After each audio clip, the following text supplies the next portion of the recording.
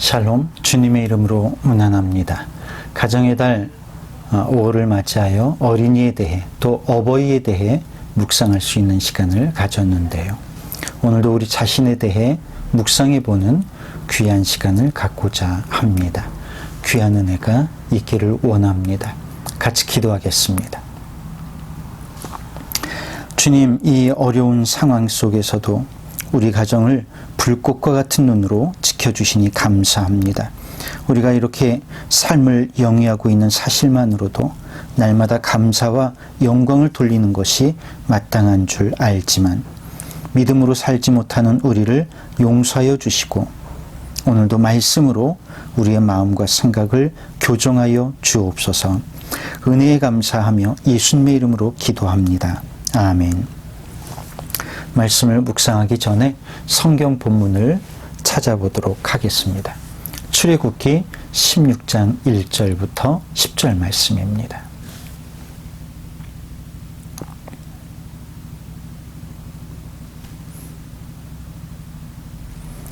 이스라엘 자손의 온 회중이 엘림에서 떠나 엘림과 시내산 사이에 있는 신광야에 이르니 애굽에서 나온 후 둘째 달 15일이라. 이스라엘 자손 온 회중이 그 광야에서 모세와 아론을 원망하여 이스라엘 자손이 그들에게 이르되 우리가 애굽 땅에서 고기가마 곁에 앉아있던 때와 떡을 배불리 먹던 때에 여호와의 손에 죽었더라면 좋았을 것을 너희가 이 광야로 우리를 인도해내어 이 온 회중이 줄여 죽게 하는도다. 그때 여호와께서 모세에게 이르시되 보라, 내가 너희를 위하여 하늘에서 양식을 비같이 내리리니 백성이 나가서 일용할 것을 날마다 거둘 것이라. 이같이 하여 그들이 내 율법을 준행하나 아니하나 내가 시험하리라. 여섯째 날에는 그들이 그 거둔 것을 준비할지니 날마다 거두던 것에 갑절이 되리라. 모세와 아론이 온 이스라엘 자손에게 이르되 저녁이 되면 너희가 여호와께서 너희를 애굽 땅에서 인도하여 내셨음을 알 것이요 아침에는 너희가 여호와의 영광을 보리니 이는 여호와께서 너희가 자기를 향하여 원망함을 들으셨음이라. 우리가 누구이기에 너희가 우리에게 대하여 원망하느냐. 모세가 또 이르되 여호와께서 저녁에는 너희에게 고기를 주어 먹이시고 아침에는 떡으로 배불리시리니 이는 여호와께서 자기를 향하여 너희가 원망하는 그 말을 들으셨음이라. 우리가 누구냐. 너희의 원망은 우리를 향하여 함이 아니요 여호와를 향하여 함이로다. 모세가 또 아론에게 이르되 이스라엘 자손의 온 회중에게 말하기를 여호와께 가까이 나아오라. 여호와께서 너희의 원망함을 들으셨느니라 하라. 아론이 이스라엘 자손의 온 회중에게 말하며 그들이 광야를 바라보니 여호와의 영광이 구름 속에 나타나더라. 아멘. 우리가 현실에 대해 불평할 때 그 원인을 잘 생각해 보면 거기에는 분명히 자신도 몰랐던 이유가 있음을 깨닫게 됩니다. 여러분은 어떤 경우에 지금 내가 처한 현실에 대해 불평하게 되시는지요? 몇 가지 경우를 생각해 보겠습니다. 첫째는 현실에 대한 불평은 때로 과거에 대한 왜곡된 기억에 기초합니다. 오늘 본문에 나오는 이스라엘 백성들처럼 과거의 기억을 장밋빛으로 왜곡할 때 우리는 현실에 대한 불평을 합리화할 수 있게 되지요. 애굽을 떠난 지 한 달째 되는 날 그들은 신광야에 이르게 됩니다. 이때 이스라엘은 다시 모세와 아론을 원망합니다. 원망의 주제는 먹을 것이었습니다. 그들은 과거에 고기 가마 곁에 앉아있던 때와 떡을 배불리 먹던 때에 대해 추억하면서 차라리 그때에 죽었으면 좋았을 걸 하면서 원망합니다. 그들은 비참한 노예 신분으로 있었으면서 과거의 기억을 장밋빛으로 왜곡하고 있는 것입니다. 물론 그들은 총리 대신이었던 요셉의 후손이었고 일손이 필요한 애굽의 정책에 따라 극진한 대접을 받으면서 지냈을 수도 있습니다. 그러나 사명을 찾아가는 길목에는 평소보다 불편할 수도 있고 힘들 때도 있고 심지어는 극심한 고난에 처할 때도 있습니다. 그렇다고 해서 불평하지는 않습니다. 중요한 것은 환경이나 조건이 아니라 그의 마음가짐이 아닐까요? 우리가 어려운 순간을 만날 때 과거의 왜곡된 기억에 비추어서 자신이 현재 처한 상황을 비관하는 경우가 있습니다. 그러나 지혜로운 신앙인은 현재의 어려움에 직면하고 정확한 사실에 기초해서 하나님께 호소합니다. 이번에 인도에서는 코로나 확산세가 거세어져서 한국인들은 모두 본국으로 송환을 하고 있는 중입니다. 그 와중에 강규식 선생님 내외가 다시 인도로 돌아가 걱정을 많이 했는데요. 남편인 오 선생님이 코로나에 걸려 치료를 받고 있다고 합니다. 제가 걱정이 되어서 선교비도 보내고 안부 인사도 건넸더니 답장이 왔습니다. 그런데 너무 벅찬 감사의 인사를 보내왔더군요. 첫째, 코로나에 확진된 지 일주일 됐는데 열이 올라가고 기침도 심해지니까 남편이 스스로 병원에 입원하겠다고 했답니다. 그래서 감사했습니다. 둘째, 지금 인도 하루 확진자가 38만 명이고 병상이 너무 부족한 상황인데 사촌 동생이 법조인들 입퇴원 담당자로 병원에서 포티스 병원에 파견 근무 중이라고 합니다. 그 사촌 동생에게 입원실을 확보받고 바로 응급실로 가서 검사를 시작하고 입원 수속도 받게 하셨다고 감사하고 있습니다. 셋째로 폐에 염증이 생겼지만 빨리 치료받을 수 있게 되어서 감사했습니다. 넷째로 병원이 좋긴 하지만 병원비가 비싸 걱정했더니 딸 회사 의료보험이 부모까지 혜택을 받을 수 있게 되어 있어서 병원비도 해결해 주시니 감사했습니다. 다섯째, 비상시에 기도 부탁할 수 있는 한국의 기도 동역자들이 있어서 감사하다고 고백하고 있습니다. 모든 게 감사합니다.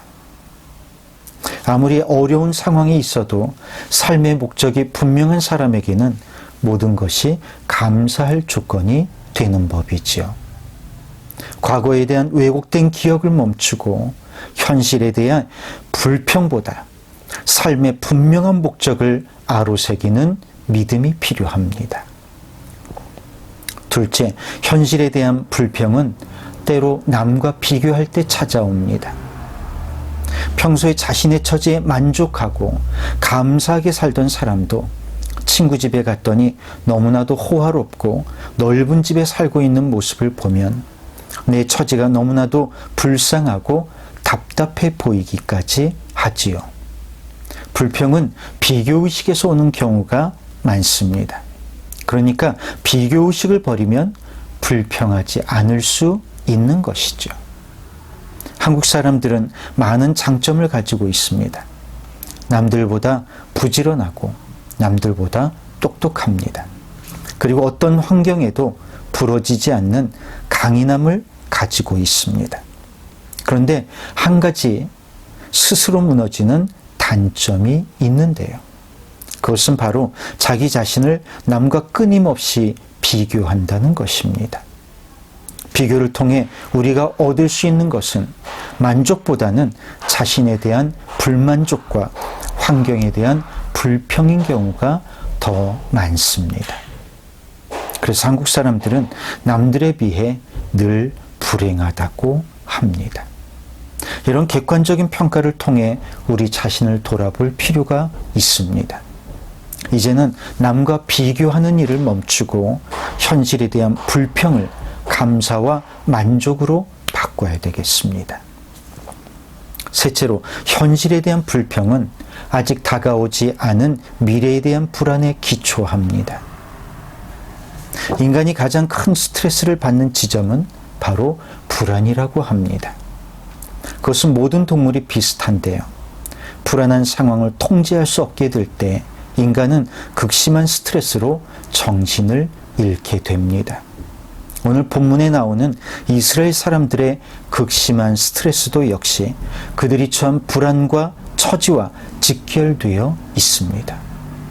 소박해도 안정된 삶을 누리고 있던 그들에게 광야에 내팽개쳐진 지금의 상황이 말도 안 되게 불안한 것은 사실입니다. 낮에는 뜨거운 태양과 전갈로 인해 불안하고 밤에는 40도를 오르내리는 추위와 도적대로 인해 불안한 삶을 언제 끝날지도 모르는 채로 살아야 한다는 것은 안전을 추구하는 인간에게 너무나도 고통스러운 현실이었을 것입니다. 그래서 4절부터 10절의 내용을 보면 하나님이 이때 이스라엘 백성들을 혼내거나 징계를 해서 잠재우는 것이 아니라 그들에게 저녁에는 고기를 주시고 매일 아침에는 하늘에서 만나를 내려주시겠다는 놀라운 약속으로 그들의 불안을 잠재우게 하십니다. 인간이 가장 고통스러워하는 불안의 요소를 해결해 주심으로써 불평하지 않도록 하신 것입니다. 그렇다면 오늘날 우리가 삶을 살아가면서 날마다 영의 양식인 하나님의 말씀을 먹는다면 더 이상 배고프지 않은 삶을 살 수 있게 되는 것이 아닐까요?